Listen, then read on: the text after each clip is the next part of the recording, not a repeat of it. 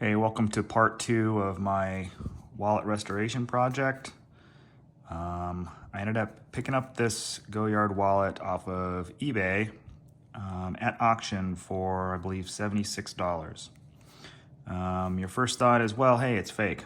And that's what I was thinking too. So I scrutinized the photos pretty heavily. I messaged back and forth with the seller. The seller was located in Beverly Hills, California, and conveniently enough, there is a Goyard boutique in Beverly Hills, California. So that boosted my confidence a little bit in that it being real, but it was a risk I was willing to take. You know, the only real way to know that you're getting a 100% authentic Goyard wallet is to go to the boutique yourself and pay full price, because they don't sell anything online.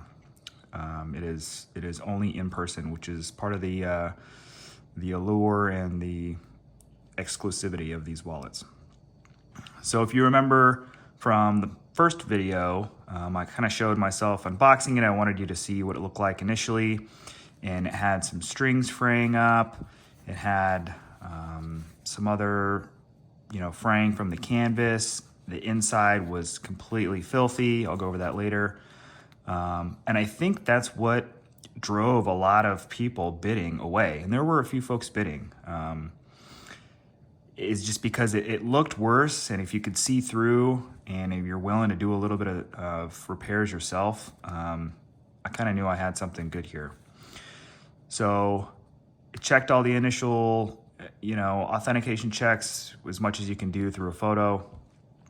But now that I have it, I feel pretty good about it. I feel pretty good that it's authentic. Again, you'll never be 100% sure, but feeling good about it. So briefly talk about what I did. So you remember those fraying parts on here. I went and got a pair of, these are cuticle cutters over by, the nail files and nail clippers. So they have straight ones. I ended up getting angle ones so I can get nice and close. And then I sifted through the different cutters to make sure that I got a nice, straight, clean cutting pair, because when you're cutting the threads and stuff, you really don't want to be tugging and having unclean cuts. So I use that. And then for all my boots, I use this saddle soap, maybe once or twice a year, just to clean them up.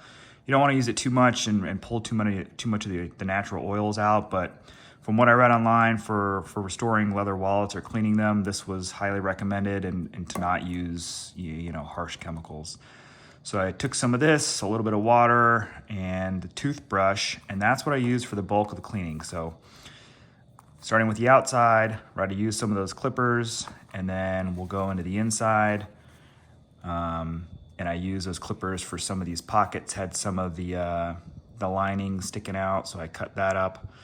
And then for the bulk of the cleaning, I used the toothbrush and scrubbed it. If you remember all those black spots, some came out, some were persistent. So for the ones that persisted, I used a wooden toothpick, got the end wet so it kind of softened up a little bit, and used a little bit of soap, and then just gently, went through little spots to get, I don't know what the guy did, but there was quite a bit of, I don't know what it was, black stuff on here. So I went through and cleaned it up. You can tell it came out really nice. This Goyard logo looks perfect. That's one of the authenticity checks. The stitching is another one.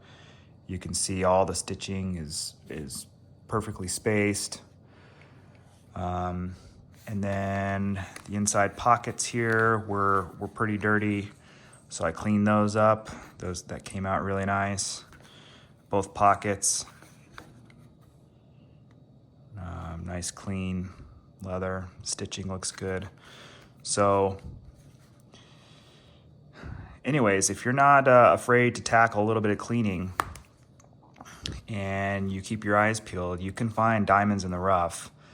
I initially intended on scraping this off and redoing the edging, but you know what? I'm happy with how it looks now. I'm just going to use it.